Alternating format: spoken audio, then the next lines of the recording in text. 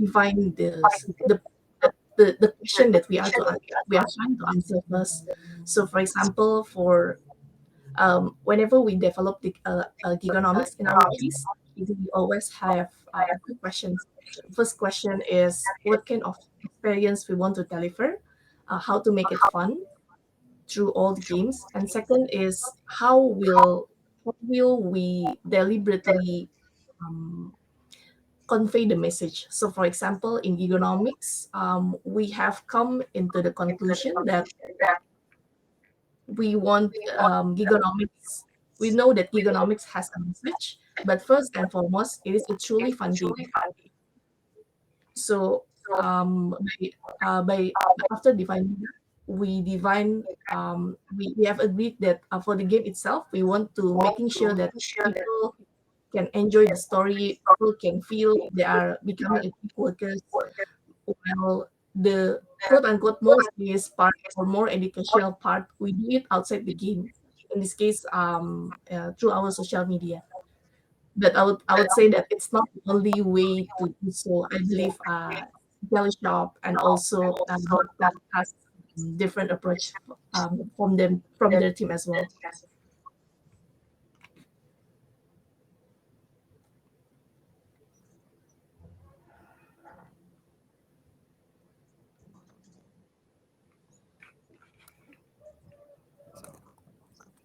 much for the clarification. Oh, here's the mic. My bad.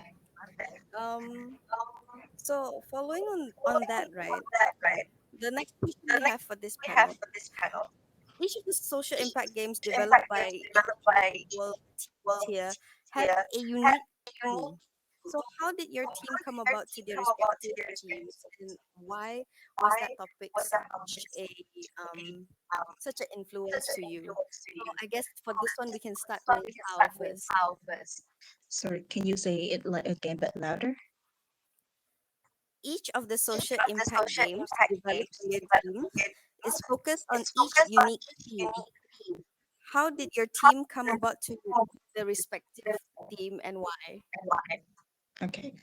So I think like the very beginning, we have the storytelling about like the targeted section that we want to focus on. For example, for our game pop up, we target on like marine pollution because like our like inspiration at the beginning is from like the real marine pollution case. Like it's gonna cause damage and like the members in the teams experience that.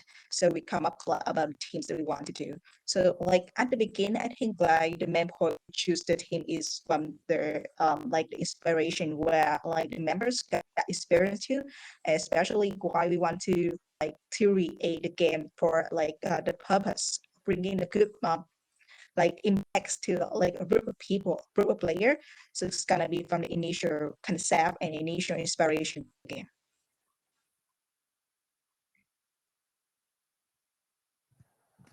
Okay, so next the question will be again for Lydia. Do you think that your team's like unique theme was, and why was it that theme?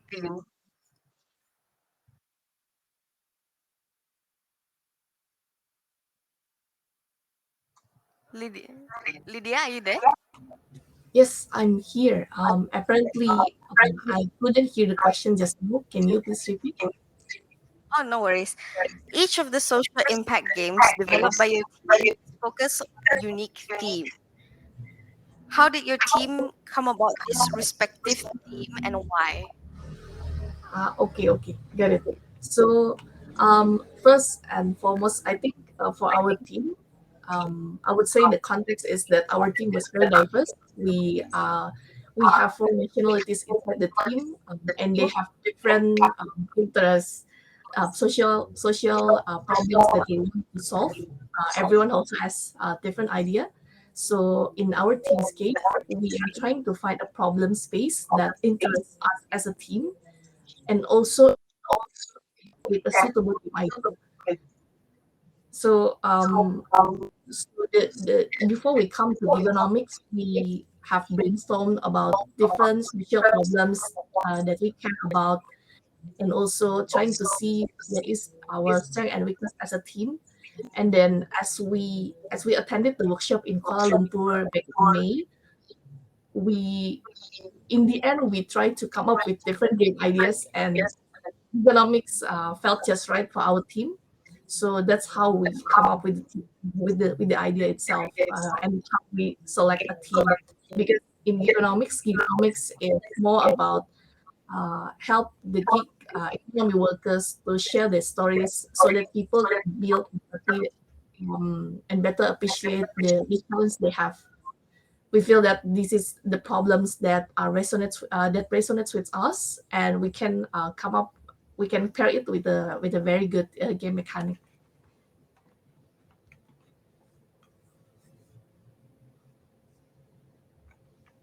Thank you for that once again.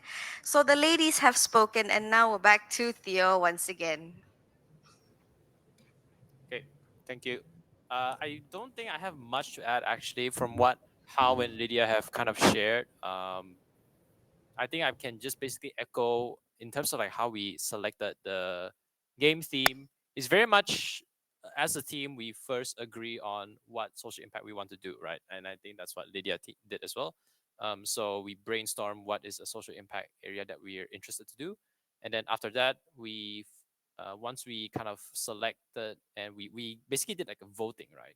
After we selected the areas that we're interested in, which in the beginning we were interested in marine conservation. Actually, how we were actually about to embark on your area, um, and between that and digital literacy. So when we selected those two themes, then we decided on the game ideas, right? So I don't. I think our methods basically kind of coincide with what Lydia and how both of what you both have done.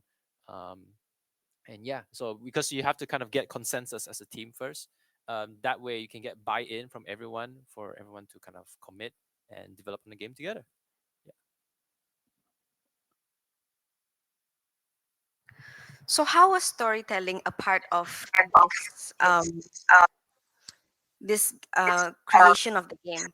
How did you guys use storytelling within your games to convey the urgency and importance of the social impact message?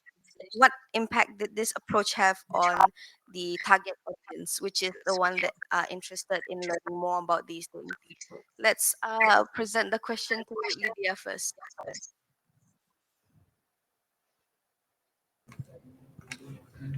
Sure. So in our case, Gigonomics, we want to put players at the shoes of gig economy workers, and our target audience was basically students in college or first jobbers or employees. So they they are more. So our children was not our audience was not children. So we realized that it might be possible for us to make a game scenarios more serious in that sense, and at the same time, as we think the best way to build empathy to the players is by actually putting them as a gig workers itself. That's why we doing research, we conduct surveys, focus groups to better understand the positive and negative experience as a gig workers. Then after that, we actually convert it into content and also features that really puts the players as gig workers, um, making them making decisions that challenging decisions where they have to balance their resources. In this case, health, happiness, and also like money. So the scenarios, the curveballs inside the game later when you play the game, the dialogues, they are inspired from our research, from our focus group. So yeah, so far I think the results is also we are also happy with the results. So we are spreading a survey, and then we see that there is an increase in non-gig economy workers understanding about gig workers' life. So I think that's a big win for us.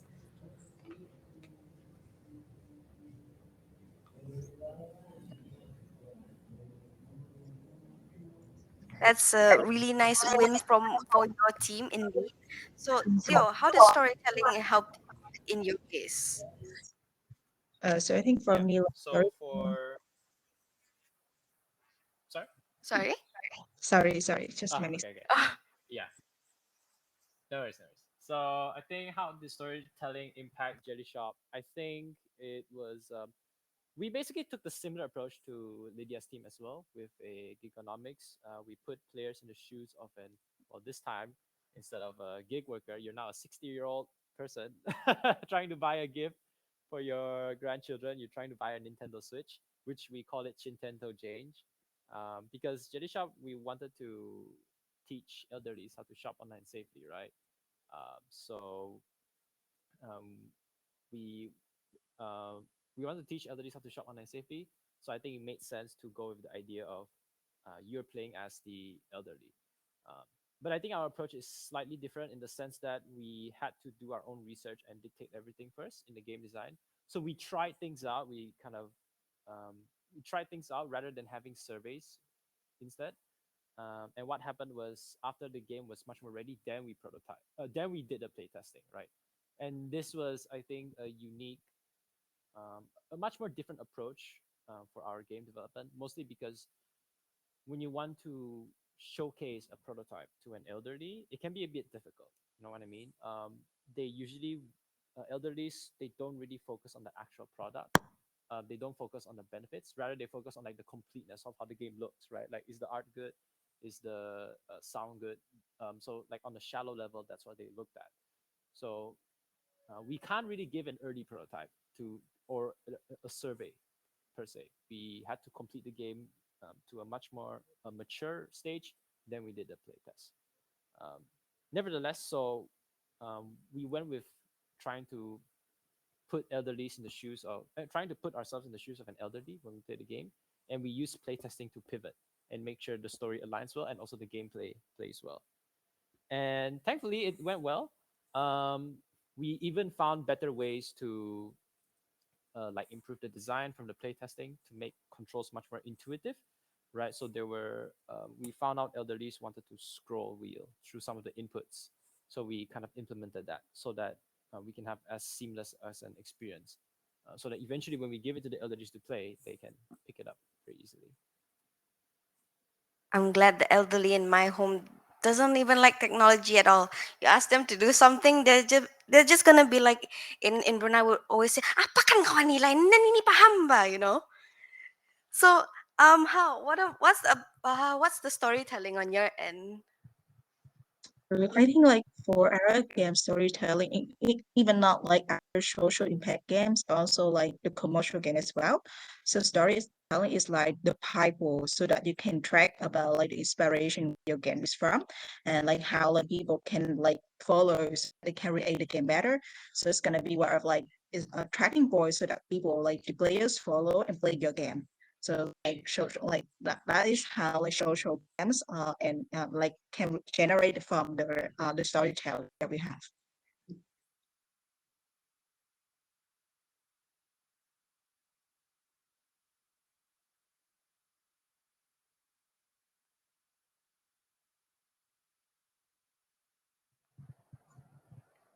So okay, this is the last question before we go towards the end and then start our Q&A session. But throughout the development and implementation phases, were there any surprising discoveries or unexpected outcomes that have added depth or new dimensions to your projects? I think I think you just answered the question where during your playtest, you actually learned more during that time, and then further develop.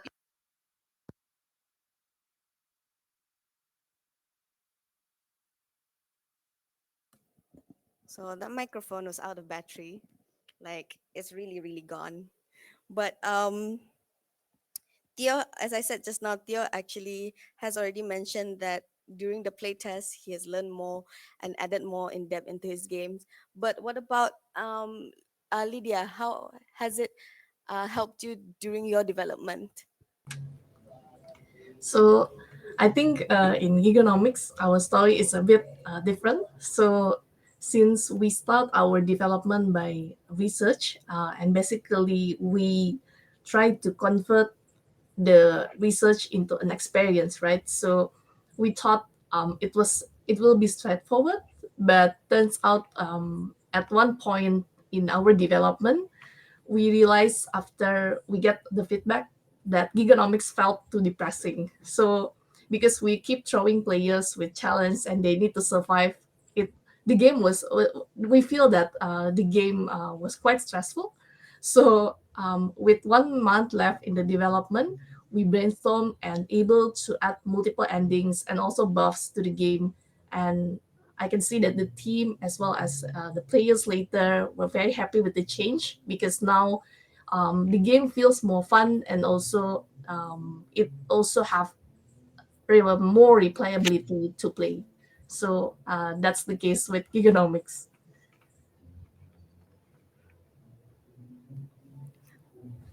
Okay. Oh, is House still there? I think. Oh, House here.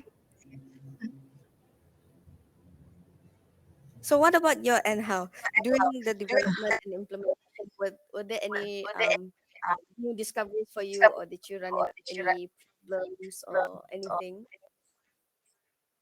Uh, well, the biggest um, exploration for me during creating our social game is like how challenge to bring the game into the public or the group of player.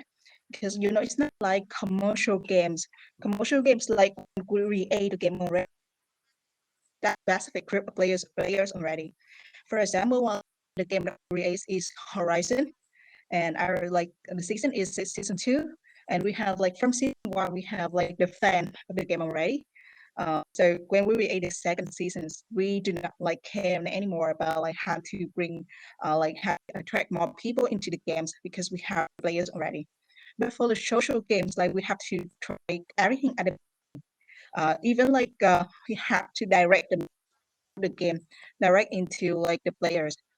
And for example, for going to be the education for like the generation, the old generation, so that they can learn about the e-commerce. So like that group of players is very challenging and difficult to target. Even for our group as well, we target on the children. So like how to target or how to persuade them to play the game is very challenging for us. And we have to do everything at the beginning. Especially I think like the social game is quite the new concept. Even for myself, I work in the game industry for over 2 years. But like even when up to the point I joined YCV Game Changers, I heard concept or heard about the name of social games. Like before that, I have never heard about that. So it's gonna be like for even like for us, we are like people working on the game industry. So it's like the team of the concept of social game is for us. So how about the player outside? Do you know like do they know about like the social games? So we have to persuade them to try something very new to the market, or even like we are the very first one to educate the players to play the game. So it's gonna be like something very challenging for us to do, like that mission.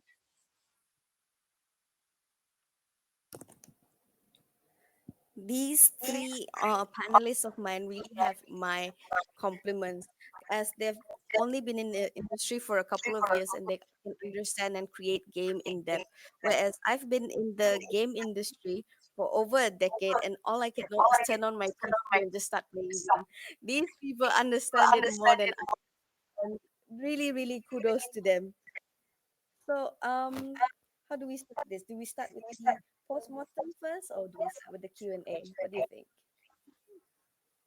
I think perhaps one more, perhaps we do the postmortems one together. Then we have a dedicated Q&A session. That's more cleaner. All right. So I think this question is really interesting to know. But what does everyone think of the their most important social impact cause that they address within the ASEAN community? Because I know these were created for the why silly game changes, right? So it involves around the ASEAN communities. What was the most important social impact, and what do you see games do best in positioning themselves to support initiatives within them? Let's start with you, Theo, since we're sharing one mic. Thank you, Awani. Yeah. So tech problems aside, yeah, we gotta make do with what we have. Uh, yeah. Back to the question: what is the most important social impact cause to address within the ASEAN community? I think for that, I'm definitely biased, right? With Jellyshop, I think there's a very clear theme, which is digital literacy. We wanted to focus on digital literacy and making sure we can empower everyday citizens to use digital technologies. Um, I think digital literacy is going to be a pretty big thing, right? Especially in my line of work, I kind of have to keep track of digital innovations and advancements around not just ASEAN, but also globally, right? Talk about AI, things like that. And I think it's kind of natural to go into tech, right? Since we're in DevFest. But within ASEAN, digital literacy is important because we can see, let's say, in a country like Malaysia, for example, they've just launched their first digital ID, I believe, very recently. So we have Singapore have their SIM pass, Malaysia have their Malaysia digital ID. So without a doubt, sooner or later, those two countries are going to probably have some sort of collaborative working together, having interoperability. But digital ID aside, you also already have digital payment systems, right? So Singapore, Malaysia comes to mind as well. But I believe Philippines, Indonesia, Thailand also have digital payment systems that are actually interoperable, right? So if you use your mobile phone if your bank account is in Singapore, you can pay with your mobile phone in Singapore. You can also just kind of travel to Malaysia, and you can also pay with your phone. You don't need a bank, you don't need a credit card. You just need your phone or QR code. So these kind of things, right? These digital advancements, technology, um, you have to teach them. It's You have to educate the masses, educate the everyday people on how to use these digital technologies safely, especially since as technologies become more and more proliferating, is that the word? More integrated in everyday life. It also means cybersecurity becomes a bigger and more cause for concern. Especially with AI kind of getting data from everywhere. Now I believe we also have to be careful with what data we share. So all of this is kind of encompassing under digital literacy. So I think digital literacy is a big thing to talk about, not just in ASEAN, but also globally.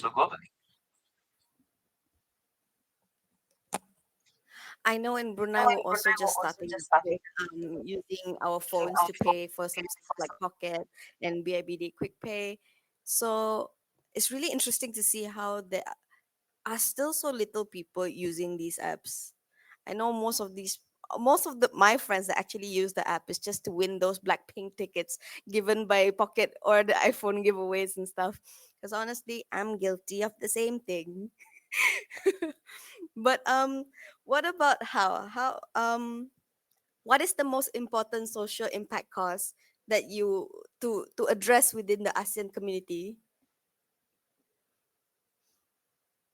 You're still muted, how? So I think There you like go. this for Stephen too, like I'm quite paranoid about the theme of our social game pop-up. So we tackle the marine pollution. And like we do think like it's gonna be the very big challenge that the like all Asian countries are like having. So for example, we are like the majority of the Asian countries, like we have like the coastal area or the ocean area, right? But like we do not know how to protect that. Even for me, when I live in Vietnam and in the US, so we are a lot about like the marine life, but like we do not know about the marine pollution, and we do not know about the cause or the impact that the human beings cause to the ocean, so that like it's gonna destroy the life, like the habitat of the animals there. So for me, like it's gonna be the big challenge that not only in Asian countries but also like in the other countries around the world, so that we are facing now. Thank you so much for your input. Now let us close out this question one last time with Lydia to end the question before we head into the Q&A. Sure, Awani. So I think I actually want to say the same answer with how and Stephen does, but I think I'll just add a bit a different answer then. So I think when I heard about this question, I think I'm trying to position myself as a young professional or a young game developers in Southeast Asia, and I think the message is that um, find a social cause that resonates with you that you care about and then turn it into a game. So for me, in Gig-o-nomics, one of the social cause that I care about is about economic empowerment. For how it's marine conservation. For Steventus, it's digital literacy for elders. So I think everyone has different social causes that resonate with them. So I think if I were to give my answer to all the audience, I think you can definitely find social cause that you care about, and then you can actually try to make a game out of it. I would say the spectrum for the game, there are two spectrum. The first, on the left side, it's can I use this game to teach like new things to people, because game has that games are engaging, so games can definitely give people help people to learn new concepts or new things. So that's the left side. And on the right side, I think we can also use games as a tool to raise awareness, because again, games are accessible. So for example, one of our mentors was from the creator of Never Alone game. It is a game. It is technically an entertainment game, but they do have a serious cause inside it. Or another example from Southeast Asia, from Indonesia especially, is A Space for the Unbound.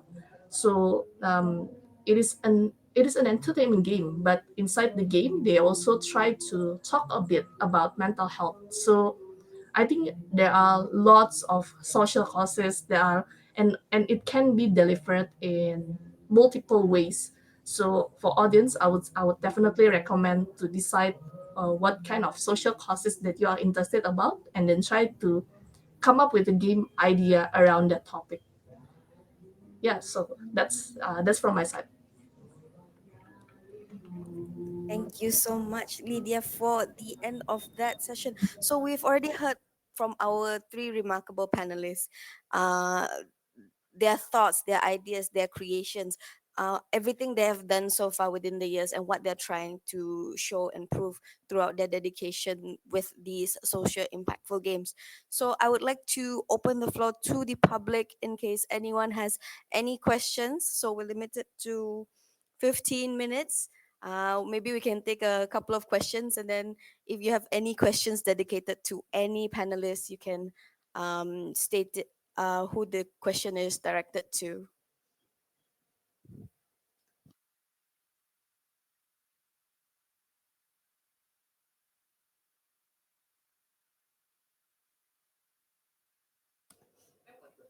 Okay.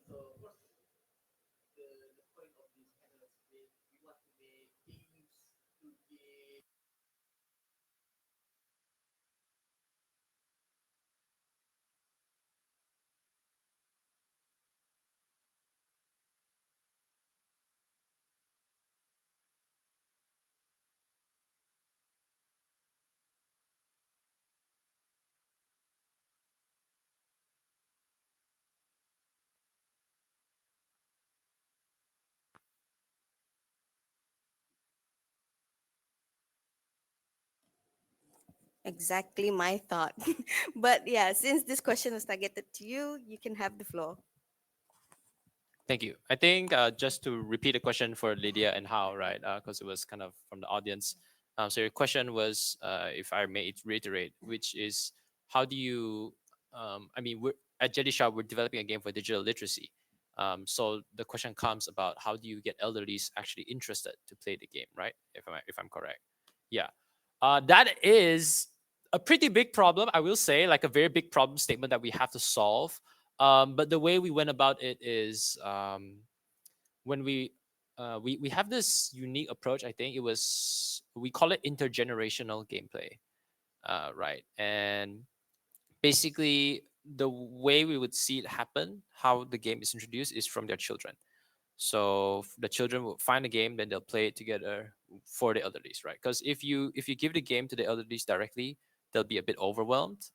um, so I think that that is kind of the game design that we went with, this intergenerational gameplay. It also kind of helps because when we design it this way, we can also help build family rapport between this generational gap, right, from the elderlies and the grandchildren themselves, which also kind of helps leverage the what's the term, familial kind of spirit that we have within Southeast Asia. We're much more connected by our families. So if we get the game, give the game through the children, and then from the children to the parents, the grandparents to be specific, uh, then that's how the game about digital literacy gets introduced. That was the approach that we took for digital literacy. It's a very hard obstacle to kind of circumvent, and something that we've already kind of witnessed from the playtest sessions itself. Um, but that was our approach. We went with this intergenerational approach, and I think it worked well. Right, we collaborated with other institutions to get the games on the hands of the student. Hope that answers your question. Any other? Oh, I should pass the. I mean, the floor is yours if you want to keep it. Is there any more other questions? Yeah, maybe from the online audience. Yeah, there's one from the online audience. There's one testing. There's one question from the online audience. What do you feel like the biggest improvement on yourself on the project that you are working So, sorry, improvement on what? on yourself? Oh, so maybe this one, either Lydia or How can answer. What is the biggest improvement on yourself upon working on this project? I think I can go first. So for myself, I feel that before creating this game, I always believe that game is a powerful media to inspire and change people behaviors. And by developing Gig-o-nomics, the project exactly does that. And for myself, besides like validating my belief, I also learn the framework on how to like blend the the game design and also the measuring the social impact part, because and it's been very fun, very challenging at the same time. So yeah, maybe it's your turn, How. So I think for me, it's gonna be the biggest improvement I saw after we create Pop Pop is about our mindset. Like before we create the social or like the commercial games, like just about playing game and get entertainment. And now we think a lot about like sustainability, about like the social issues, about like the environmental issues so that we can bring in the game. So it's gonna be a change our mindset a little bit. Yes, also like from the changing mindset, so we change our action. So for now, like I in a meeting with the clients quickly, or when we create concept about like the teams for the games, like always try to persuade the clients to bring like or how to change a little bit about how the gameplay, so we can like bring the social issues or the environmental issues into the game to like bring like the education or the knowledge to the players for even like our commercial game now. So maybe like I cannot disclose the game name yet, but maybe in the future you can see one of the game like we can have the social or environmental teams in that game, and even also for our organization as well. So we change about the action about the activities within the organization in Vietnam and US, so that we can have the employees to learn about how to protect the environment or how to do the good action like the well-being impacts into the community around us. So for example, now for our office, we changed the lighting into like automatic lightings. So that's gonna be turned up when everyone is out. So it's gonna be one of like the point that we think like we can protect the environment somehow within our effort. That's pretty interesting. One small step at a time to protect the environment. What about you, Stephen? What is your self improvement upon creating this thing? Yeah, thank you for the question. I think probably I would say I think it's a leadership component. I have led game development projects before, right? In teams of two or teams of three. And if it's in bigger teams, I always have like a second leader of some sort. You could say like co-founder to kind of help divvy up the work. But for this jelly shop, I think it's probably one. It is a longer project. I think it goes over 6 months, so that's quite at least personally for me, quite a big leap in kind of learning how to lead a team, keeping morale high, um, basically production stuff, right? Producer stuff. So these are kind of things that I've never done before, and I'm still kind of uh, picking up, like putting tracks in front of me as I as the train is going, right? I don't think I've kind of perfected it yet, but that's the biggest thing that I've learned. I think not necessarily the programming or the art, but more so like the team leadership and team management. And there's like a it's hard, right? Especially for Jetty Shop, we've actually known each of us, so we're all friends actually, and for anyone here that's in the audience that has done business or enterprise with friends, there's this fine line you have to like be very careful. Like he's a friend, but you're also my business partner. So like if the business falls, are you still my friend? Right? So it's a very thin fine line. And you now with Jelly Shop, I have this with like five of my friends. I was like, woo, like I wanna get the game going good, but I also want to be very careful of not like burdening them or just it's like we're testing our friendships almost in a very professional way. So that's what I learned, how to lead a team and leading it as best as I can. Sounds like a test of my patience when I'm playing Monopoly with my friends.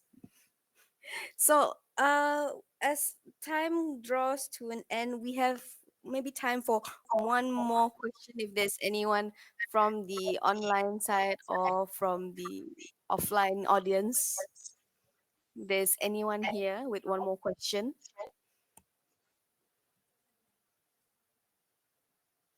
Yeah, there's one from the online side. It's a question. In your opinion, can serious gaming be also implemented in other areas as well, such as gamification in educational content? I'm sorry, your voice is actually quite soft. In your opinion, can serious gaming be also implemented in other areas as well as gamification in educational contexts? What say you? This is not my strongest department. I think to answer that question, and maybe Lydia and How can add on later, serious games is already kind of useful in educational aspects. It just depends on how you've designed it. So for Jelly Shop, we have designed it with for it to be delivered alongside the curriculum, right? So it's not as commercial friendly, you could say. I think an example that Lydia gave, the space for the unbound, is a serious game, a game with considerable social impact, but is also a commercial game, and the game design has to facilitate that. So a lot of this, it's a lot of it comes with the game design. Um, so yes, definitely serious games in educational context, and it can be implemented within the curriculum. I think it's a very interesting way of thinking. In my time when I was in Switzerland, right, I went to visit the Red Cross Society. They actually have a game there. They wanted to teach about examples, right? Disaster preparedness, right? To prepare against flood things. So it's actually they have like this big table, and you kind of have people stationed around the table, and they each man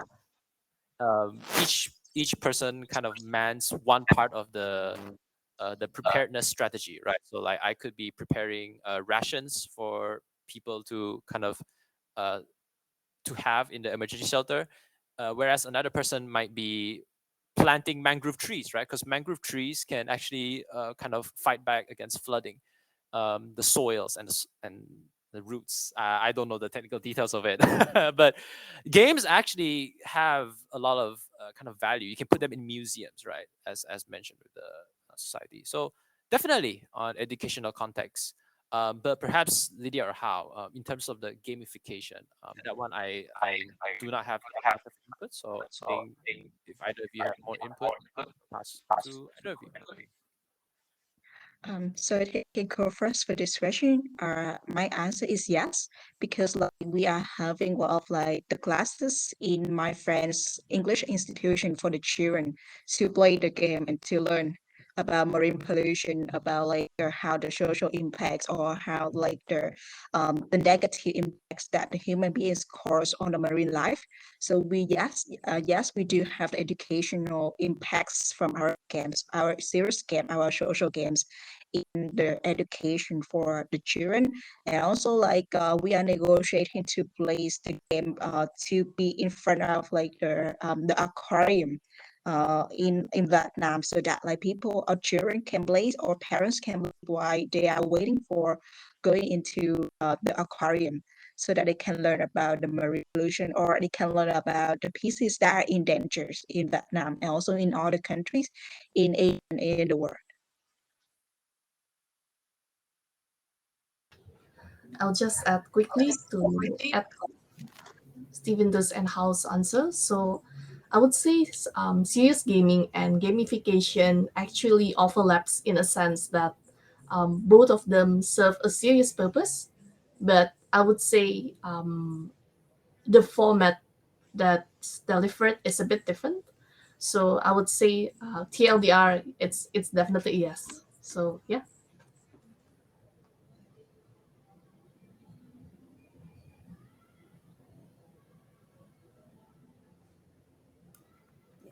So, with that, I think we have reached the end of our panel. I would like to thank again to our panelists, Hal, Stephen Tess, and also Lydia for taking their time out here in sharing their insights with you on their game developing journey. I would also like to thank the audience also for taking their time out of today in order to join us here, both online and offline. So I think everybody deserves a great round of applause from for everyone here. Yeah. So with that, once again, I would like to thank everybody so much for coming out today. And this is not goodbye. This is see you again.